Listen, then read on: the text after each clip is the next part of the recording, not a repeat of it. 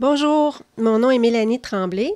Je suis répondante à la condition féminine pour l'Église catholique de Québec. Bienvenue au balado La foi des femmes. Depuis tout petite, j'ai grandi là-dedans. Tout l'Évangile, pour moi, c'est comme un discours sur la dignité des humains. Le Dieu d'amour que j'avais fait expérience, il n'était pas connu. C'est une des choses que je souhaite. Peut-être pour les femmes qui, en Église, s'impliquent, sont présentes.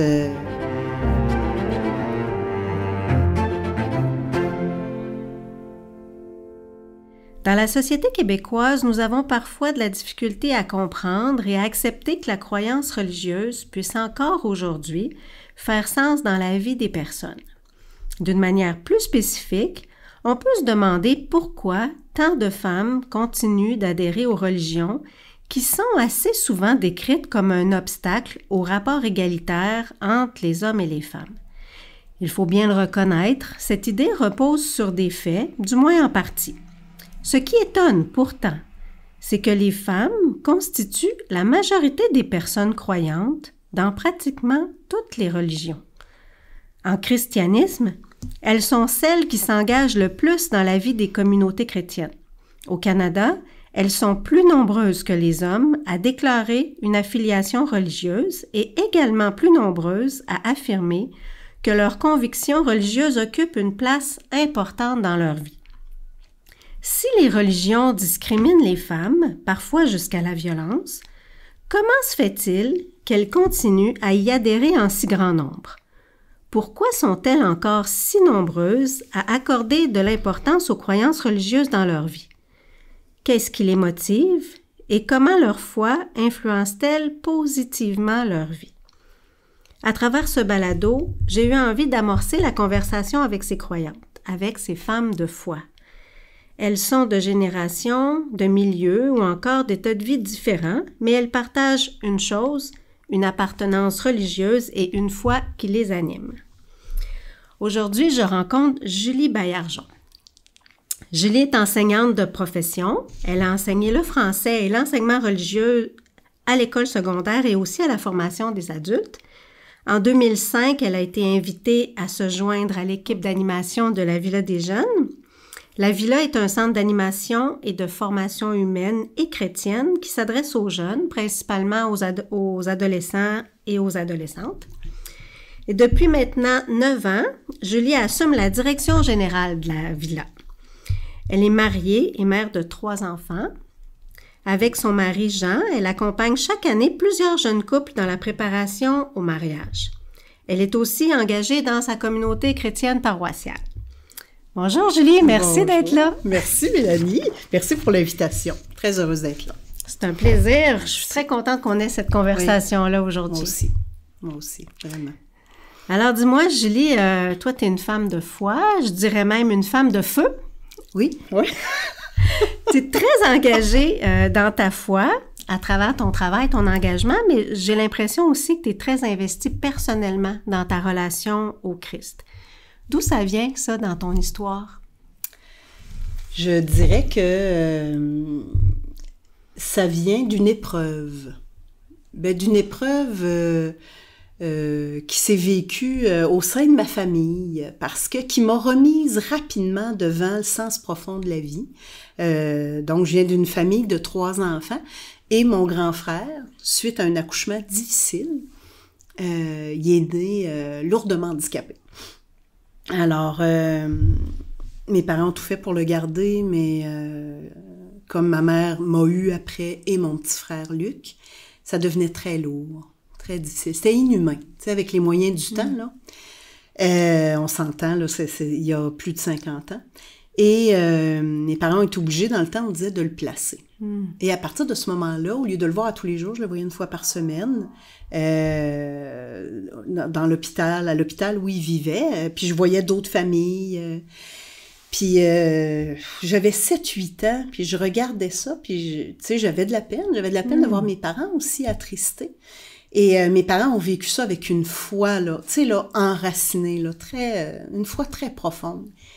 Mais ça m'a remis rapidement devant les réels objectifs de la vie, devant le sens de la vie. Tu Tu sais, là, l'espèce de, bon là, un jour, je vais avoir une carrière, je vais avoir une famille, des enfants. Quand tu vois que tes propres parents ont vécu une cassure, une brisure, dans ce rêve-là qu'on porte tous, hein, de bonheur, on identifie ça à des schèmes, des modèles. Puis eux, ben, il n'y avait pas ça, puis leur fils n'atteindrait jamais ça, mon frère Jean. Et ça m'a confrontée, puis à cause de ça, grâce à ça, t'sais. Je pense que mon frère, ça a été un des plus grands enseignants que j'ai eu. Ah oui. Parce qu'il m'a appris, de par sa vie, c'est quoi le sens profond de l'existence. Puis c'est là, je pense que tu sais, j'étais portée par la foi de ma famille, de mes parents, mais je l'ai fait mienne. Donc, très tôt.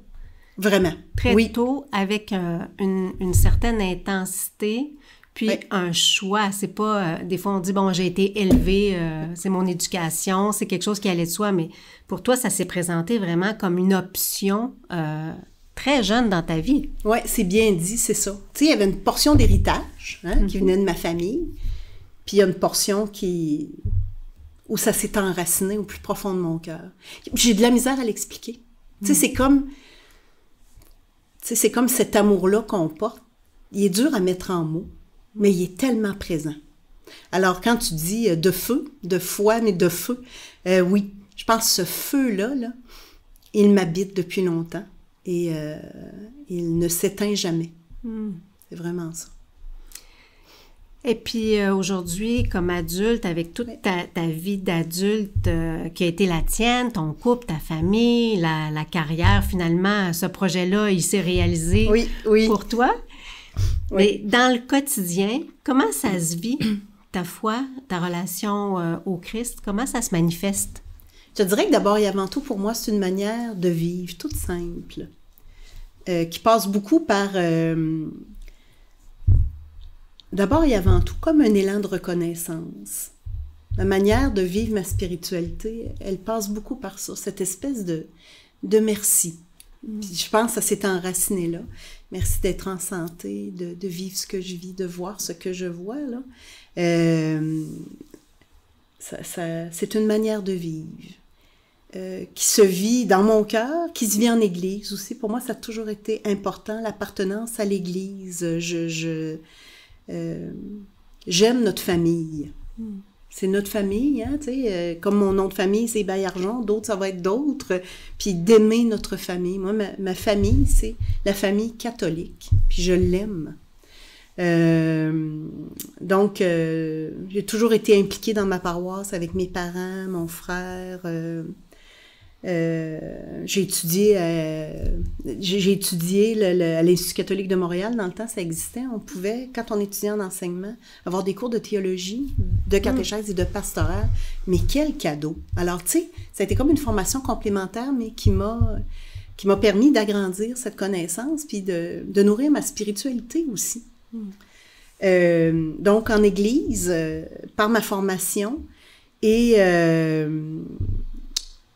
par des moments de prière, de ressourcement, que j'ai la chance de vivre au sein de mon équipe de travail. Parce que tu l'as mentionné tantôt, je travaille à la Villa des Jeunes, qui est un centre de formation, mais l'ADN, c'est un ADN catholique. Ça a été fondé par les frères des écoles chrétiennes, et à tous les matins, on va dans la chapelle du centre, qui est une petite chapelle spéciale, là, et tous les animateurs, on se réunit là, on lit la parole du jour, on la prie, on la médite, on a un moment d'oraison, on confie notre journée, on confie les élèves qu'on va recevoir, on confie des fois nos soucis aussi, nos inquiétudes, et on part notre journée comme ça. Puis après, on divise nos tâches. Alors, donc ma spiritualité se vit au plus profond de mon cœur, en Église, puis même dans mon équipe de travail. Hey, qu'est-ce que tu veux que je demande plus que ça? Je peux pas bien. Puis dans ma famille aussi, bien entendu. Je disais famille, mais mon petit Nazareth à moi, là, avec ma famille, mon conjoint, mes enfants. Ouais. Alors, je pense que la spiritualité de la gratitude, c'est très, très présent dans ton histoire, mais ça s'entend aussi. Quand je t'écoute parler, je sens toute cette...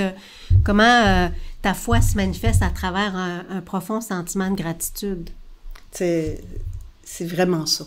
C'est ce que je vis dans le fond de moi. Puis je pense que d'avoir eu, là, pour revenir là-dessus, un frère qui était, tu sais, sourd, muet, aveugle, dans une chaise roulante, puis tu te regardes après, là, avec tous nos défauts, nos imperfections, Mais tu sais, je pouvais pas faire autrement que de me dire, mais qu'est-ce que je vais faire avec ce cadeau-là que j'ai, moi, d'être debout, d'être en santé, puis de, tu sais, d'avoir toute ma tête, là, parce qu'il y avait une paralysie cérébrale. Qu'est-ce que ça va faire avec ça, Julie?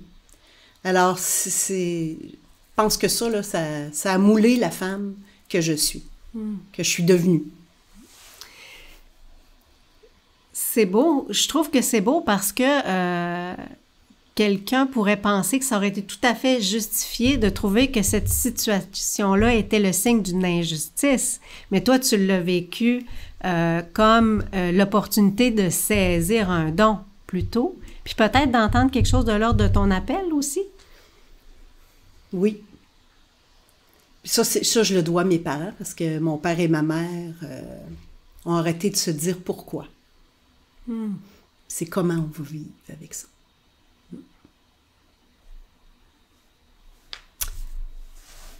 Puis c'est vrai que de là, je pense que le goût d'enseigner est venu. Je pense que j'avais mes talents, mais, tu sais, j'aime ça communiquer, j'aime ça jaser, ça c'est...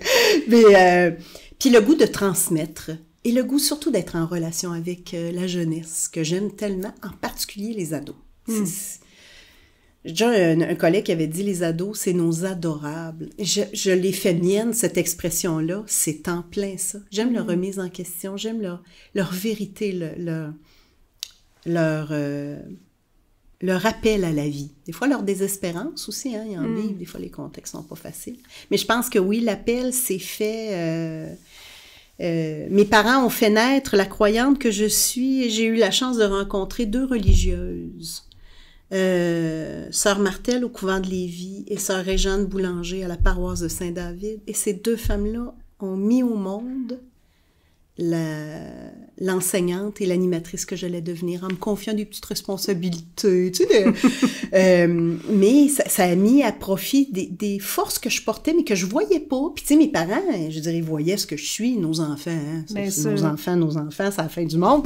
Mais ces 2 religieuses-là, c'est comme si elles m'ont poussée à extérioriser ce que je portais. Donc, elles ont mis au monde ma mission d'enseignante puis d'animatrice. Ouais. Puis toi, tu travailles auprès des adolescents, mais avec des jeunes adultes, parce que ton équipe que tu évoquais tout à l'heure sont très jeunes, ce sont des jeunes adultes. Alors peut-être que tu joues pour eux et elles ce rôle que ces 2 modèles que tu viens d'évoquer ont joué pour toi? J'espère. Je vais te dire, j'espère. Parce que c'est des êtres... J'ai vraiment la chance de côtoyer des personnes exceptionnelles. C'est des jeunes hommes, jeunes femmes, croyants, profondément convaincus, puis une fois là, enracinés dans le quotidien. Là. Des fois, j'en reviens pas. Là. Je te le disais l'autre jour, des fois, on prie ensemble, puis je me lève les yeux, puis je les regarde. Je les trouve édifiants à côtoyer, et j'espère que, comme un bon parent, je vais leur donner l'occasion de faire émerger le meilleur d'eux-mêmes pour servir la mission auquel ils sont appelés. Parce qu'à la Villa, comme dans tout centre où on a la chance de travailler pour la foi, c'est une réponse à un appel. Alors eux autres, là, ils l'ont eu, leur appel.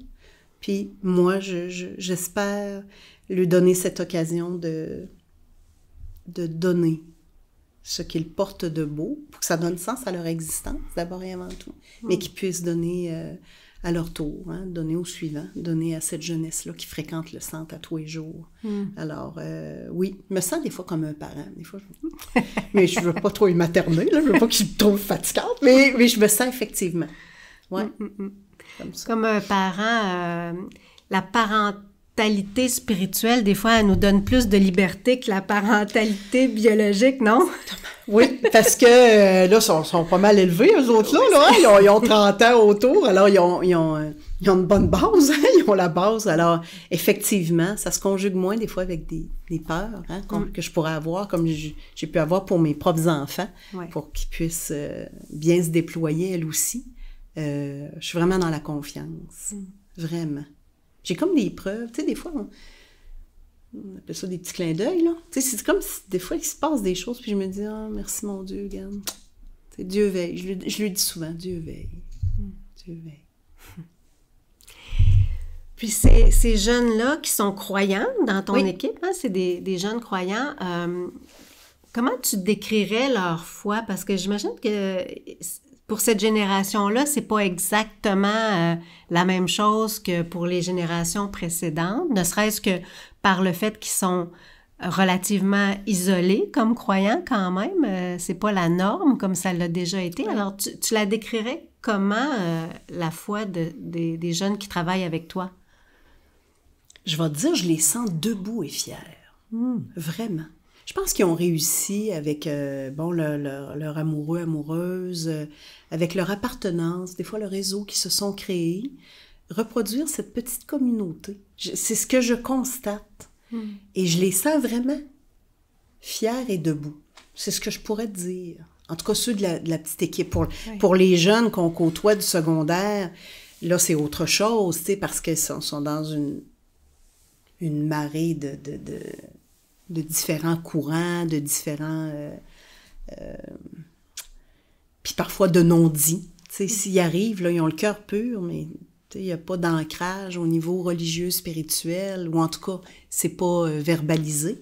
Ça, pour les jeunes du secondaire, j'aurais de la misère. Mais pour mon équipe, là, vraiment, debout et fier. C'est vraiment ça. C'est beau. Oui. En introduction, j'évoquais un peu, avec un certain étonnement, comment les femmes sont plus croyantes, semble-t-il, en tout cas, que les hommes, et s'engagent au nom de leur foi davantage.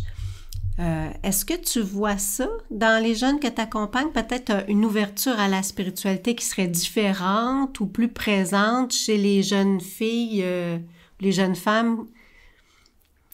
Dans l'échantillonnage que j'ai ici au Québec, je pourrais pas dire, tu sais, je pourrais pas te dire de s'il y a une différence.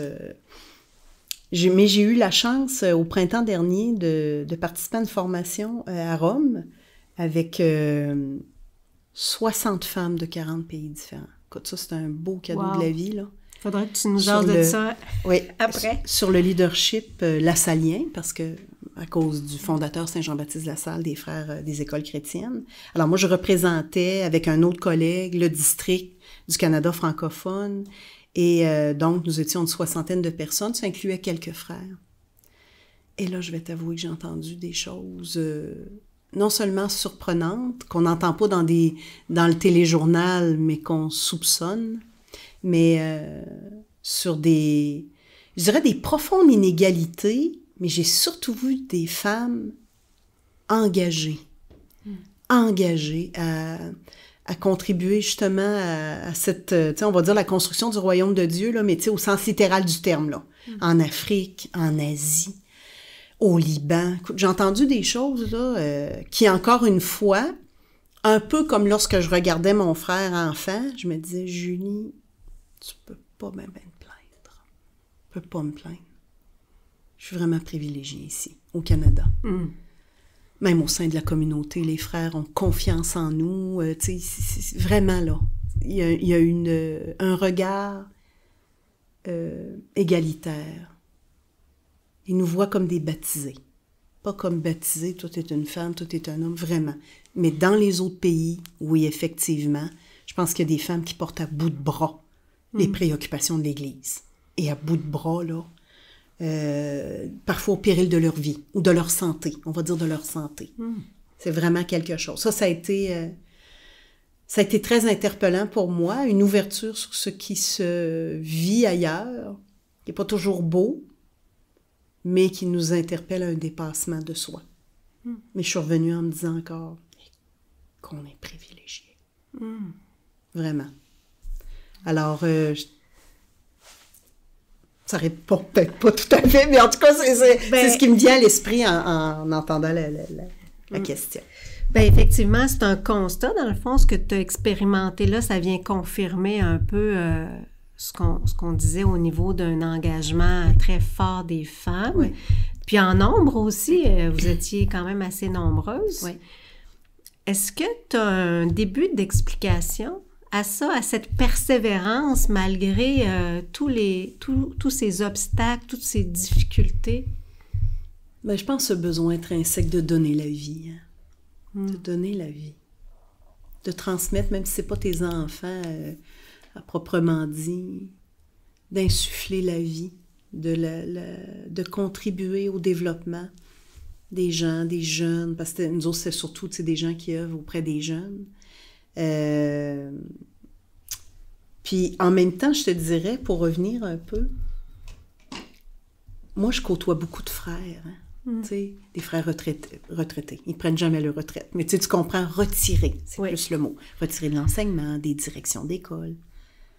Mais moi, j'ai un échantillonnage très masculin, pareil, d'hommes engagés. Tu sais, qui ont donné leur vie pour Jésus-Christ, puis pour l'enseignement. Alors, j'ai comme la chance d'en côtoyer beaucoup. Moins qu'il y a quelques décennies.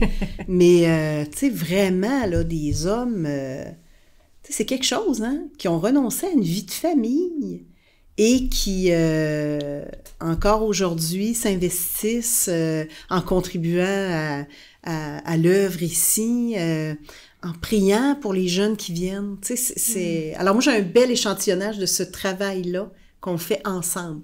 Les frères disent souvent « ensemble et par association ». Ils répètent ça souvent, puis je vais te dire, c'est ça que je vois. Ensemble. Donc, cette foi profonde qui conduit à un désir de se donner pour donner la vie, toi, tu l'expérimentes autant chez les frères que chez les femmes que tu as eu l'occasion de rencontrer. Oui, vraiment.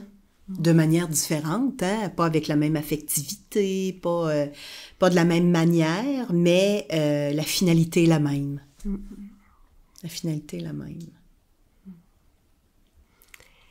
Est-ce que tu es féministe, toi, Julie? C'est drôle, hein, parce qu'en préparant cet entretien-là, j'avais vu la question.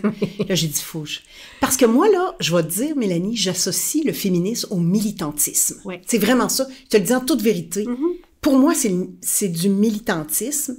Et comme je suis une femme engagée, mais pas enragée, c'est comme si, et c'est sûrement un leurre, probablement que ma définition est très réductrice. Parce que je voyais, militantisme pour promouvoir l'égalité entre les hommes et les femmes au niveau social, hein? Puis, mais il y a aussi, c'est la somme des idées pour promouvoir justement l'égalité. Alors peut-être que oui, je me retrouve plus, mais c'est pas, je me définis pas. Je me suis jamais définie de cette manière-là. C'est comme pas une appartenance pour moi, mais j'ai un profond respect pour tout ce qui s'est fait par des femmes canadiennes, québécoises, qui fait qu'aujourd'hui, regarde, là, les chances qu'on a. Puis en même temps, mais je me suis jamais vraiment identifiée. Mais j'ai un profond respect. Mais je suis tellement dans l'engagement. Puis c'est un engagement, là. Oui. Assurément. Puis comme je te dis, c'est probablement que ma définition est automatiquement associée à ça. C'est comme un ancrage. Alors, en toute vérité, je ne pourrais pas dire oui, je suis féministe. Tu sais, c'est parce que mon ancrage est relié à cette définition-là. De militantisme dans laquelle tu ne te reconnais pas. Non, c'est ça. Tu sais, je me reconnais plus dans... Tu sais, je vais être une femme d'action, mais c'est ça, tu sais, c'est ça, là. Un exclut pas l'autre. Qu'on soit clair avec Exactement, c'est en plein ça. Parce qu'on dit beaucoup dans les milieux féministes tant qu'il le faudra. Bon. De ce que je comprends, c'est que tu as eu la chance d'évoluer dans des milieux où il ne le fallait pas tant que ça. Écoute, tu ne peux pas mieux résumer. C'est carrément ça. C'est ça. J'ai eu la chance d'avoir des hommes qui, au niveau de la communauté, nous donnaient cette place au nom de ce baptême qui nous unit vraiment. Puis, mon père et ma mère, tu sais, dans ma famille aussi. Alors, j'ai pas... c'est ça. J'ai pas eu à combattre. J'ai eu une vie facile, finalement, Mélanie! Ben, peut-être que c'est ce fil conducteur de la gratitude, hein, Ben, puis de la peut-être. reconnaissance Oui. qui continue à teinter ton regard Ouais. puis tout au long de Ça a du bon sens. ta vie. Hein? Oui, oui. Tu as un engagement aussi avec ton mari. Oui. Vous accompagnez des Ah. jeunes couples vers le mariage. Ça, là, c'est un beau cadeau. On a commencé comme couple accompagnateur. Il y a plusieurs années, on accompagnait un couple par année. Non, plus que ça. Un à la fois, c'est ça que je veux dire. Un à la fois, on accompagnait 3 couples par année. Avec le diocèse de Québec, on a vu une formation. Après 7 ans de mariage, on avait été interpellés par un prêtre là, qu'on aime beaucoup, Gilles Lemay, là, qui est maintenant diacre, pas diacre, je m'excuse, qui est évêque. Hein? Il était diacre, mais il est évêque surtout. Et on avait suivi une formation, puis ensuite on accompagnait. Et depuis quelques années, on accompagne les couples, tu sais, une dizaine en même temps pour 4 rencontres ici à la Villa. C'est formidable. Avec un représentant de la paroisse, donc un diacre, un prêtre qui anime avec nous. Et puis, c'est extraordinaire, tu sais, de les voir cheminer. Ça nous nourrit comme couple. C'est pas l'objectif premier, mais c'est une belle conséquence de ça. Et c'est tellement une belle vocation, le mariage, que je me réjouis de voir que des gens choisissent le mariage chrétien. Puis, cadeau ultime, écoute, j'ai 3 filles. Oui. Il y a une de nos filles l'a suivi. Et les 2 autres, bien entendu, avec leur conjoint, vont le suivre cette année. Ah oui. Alors, c'est papa et maman Hey! qui accompagnent... Oh oui. Parmi les autres couples, Ouais. tu sais. Mais, c'est ça, c'est... Méchant retour sur l'investissement. Non, mais je peux pas dire d'autre chose que ça. C'est tellement... Parce que, tu sais, c'est quand même... ça demande une implication. Puis, tu sais, ils nous voient dans une forme de fragilité aussi, dans le sens où, tu sais, on fait pas juste dire des petits repères, on partage aussi, en lien avec notre vécu comme couple et qu'est-ce qui nous a aidés, notre foi aussi. Alors, je trouve que c'est une belle façon de laisser cet héritage-là d'une vocation que j'aime profondément, moi, qui est le centre de ma vie, dans le fond, tu sais, Jean et moi... ça a donné sens à notre vie, là, tous les deux. Le mariage, ça fait 30 ans. C'est un vieux couple, là. Bravo. Merci. Puis, comme je vois, dans le fond, ça donne envie, puisque tes 3 filles ont choisi ce chemin-là aussi. Est-ce que la foi, vous l'avez vécue aussi familiale, dans la famille? Est-ce que les filles adhèrent aussi? Oui, elles adhèrent à la foi. Moi, je dis, on est pratiquant, puis on peut être aussi célébrant. Alors ça, célébrant, pour moi, c'est d'être associé de faire partie d'une communauté chrétienne, ça, c'est... Je pense qu'elles se retrouvent moins dans cette appartenance. Quand on vivait, on a déménagé, là, avant on vivait à Saint-Étienne, l'appartenance était très présente. Ensuite, on était très proche des Frères du Sacré-Cœur parce que mon mari travaille avec eux. Alors, c'était comme notre communauté d'appartenance. Mais mais elles ne sont pas fermées, là, tu sais, il y a une belle ouverture, il y a un grand respect, mais je pense qu'elles se reconnaissent moins. Mais là, j'interprète, hein. J'ai pas lu dans leur cœur. Non, c'est ça, il faut faire attention. Oui, il faut faire attention. Tu couperas ça au montage, d'accord? Mais il y a un très grand respect, une ouverture, et il y a une vie de foi qui est là. Il y a une relation, oui. Je sais pas, elles ont quel âge, tes filles? Moi, j'ai des enfants un peu plus jeunes, adolescents, puis ce que je trouve beau, c'est... au-delà de cet aspect célébrant, justement, même si on n'est pas toujours en train de le nommer, dans la vie de famille, il y a quelque chose dans quoi les enfants s'enracinent et qui apparaît comme... qui associe pas nécessairement, eux, à tout ce que d'autres générations peuvent associer à la foi. Moi, j'ai été très surprise, puis ma fille peut-être encore plus, d'avoir des feedbacks extérieurs par rapport à la foi qui correspondaient pas du tout à son expérience à elle. Je sais pas si c'est un peu aussi ce qui a pu arriver, mais on se rend compte, c'est ça, que ce qu'on transmet par notre manière de vivre, c'est plus profond peut-être que ce qu'on peut imaginer. Exactement. Puis ça se vit un peu comme dans des moments sommets. Tu sais, je regarde, notre plus jeune est allé au JMJ cet été. Mon Dieu, quel moment sommet. Notre autre fille est allée également, mais il y a quelques années au Brésil. Tu sais, c'est comme des moments sommets, un peu comme un pèlerin, mais moins dans une continuité hebdomadaire c'est ça. Ça se vit, mais c'est présent. C'est présent. Puis l'attachement est grand. Alors, moi, je me dis, je suis pleine d'espoir, puis tranquillement, je commence à avoir un regard pas de future grand-mère, parce qu'on va lui laisser le temps, là. mais mon cœur, de plus en plus, laisse émerger cette préoccupation. Quelle église on va proposer à nos petits? Ouais. Moi, là, ça m'habite.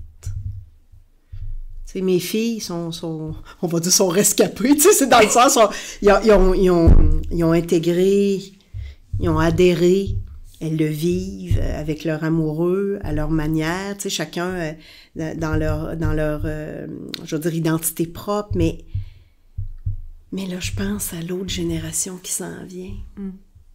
As-tu des pistes quand tu dis quelle église, en tout cas, tu rêverais de laisser à tes petits-enfants?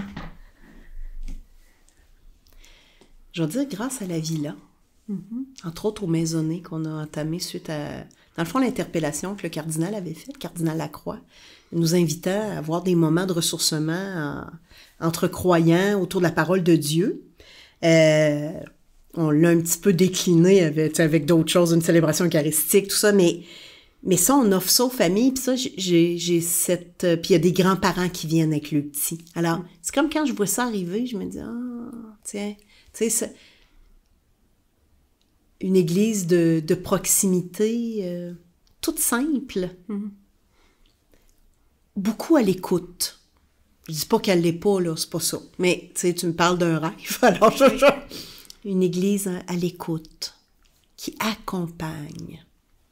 Pourtant, ici, on anime beaucoup, mais une église qui accompagne. Ça serait peut-être, oui, le rêve que j'ai pour la génération qui s'en vient. Puis une église qui contribue à donner sens.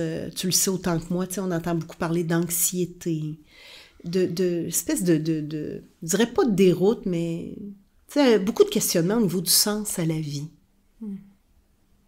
Et il y a tellement, je dirais, des réponses, pas toutes faites, mais qui amènent la joie, la confiance, la paix. Tu sais, c'est ça, là. C'est ça que le Seigneur souhaitait. Et je pense que c'est ce que je souhaite pour un jour, mes petits. Que l'Église puisse contribuer à les soutenir dans ce sens-là qu'est la vie. C'est quoi, quel sens je donne à ma vie? Pourquoi tout ça? Tu sais, quand ça va bien, mais quand ça va mal aussi, pourquoi? Puis qu'ils puissent se savoir aimer du Seigneur, mon Dieu. Parce qu'on n'est plus jamais seul dans ce temps-là. Jamais, jamais, jamais. On a une assise, là. Je pense qu'il nous aide à passer au travers toutes. Et ça, je souhaite ça du plus profond de mon cœur. Je le souhaitais pour mes filles. C'est présent. Mais un jour, j'aimerais ça que... Puis, tu sais, grand-mère, mais au sens large aussi. Tu sais, j'ai des petits-neveux, les jeunes qui viennent ici. Tu sais, c'est pas mes enfants, c'est pas mes petits-enfants, mais c'est nos jeunes. C'est nos jeunes. Puis, oui, c'est ce que j'espère. J'aurais le goût de finir cela parce que c'est beau puis c'est plein d'espérance, oui. Hein, ce que tu dis. Oui. Puis j'ai l'impression que le rêve que tu portes, ben tu t'y investis en même temps. Oui. Tu sais, tu fais pas juste en rêver, oui. Mais j'ai l'impression que ton engagement contribue à construire ça un peu. Oui, C'est ce que je souhaite, en tout cas, bien simplement. T'sais, en accompagnant les couples, en étant dans notre maison, à commencer par notre maison, un lieu où on communie. En communiquant bien, en étant capable de s'accueillir, en priorisant les personnes qui viennent. Là. Ça, c'est... Oui. À commencer par ma vie, là, c'est ça, de famille. Ça, on reçoit toujours les enfants le dimanche soir, là. Puis je me dis, c'est comme une petite messe. Non, je vais pas faire tu comprends, là, mais tu sais qu'on communie. Ouais. Puis après, être capable d'offrir, c'est ça, d'offrir une famille, que l'Église soit véritablement une famille. Parce que nos définitions de famille sont parfois éclatées, il y a toutes sortes d'appellations pour les familles, mais qu'au travers les hauts et les bas de toutes les familles, que les gens puissent trouver en Église la famille où l'amour est là, où elle se concrétise. Voilà. J'ai commencé en disant que tu étais une femme de feu. Puis ici, à la Villa des Jeunes, j'ai vu votre logo, c'est une belle flamme. Je trouve que c'est assez représentatif de ce que tu dis dans le fond, parce que un feu, on dit c'est un foyer aussi, puis une famille, on appelle ça un foyer. Donc, un lieu où on a envie de se rassembler, où on se sent bien, où c'est chaleureux. Fait que je réitère, je réitère mon image. Oui, c'est ça. Du feu, du feu que tu portes, que tu offres aussi, puis que tu veux continuer d'alimenter autant dans ta famille que dans ton milieu de travail. Merci beaucoup, Julie. Merci pour ça. Merci pour la conversation aussi. C'est vraiment inspirant. Si tu veux, je vais te laisser le mot de la fin.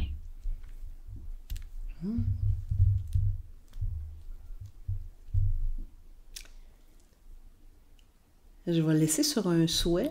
Je viens d'avoir un entretien avec toi qui est nourrissant. Puis, c'est une des choses que je souhaite.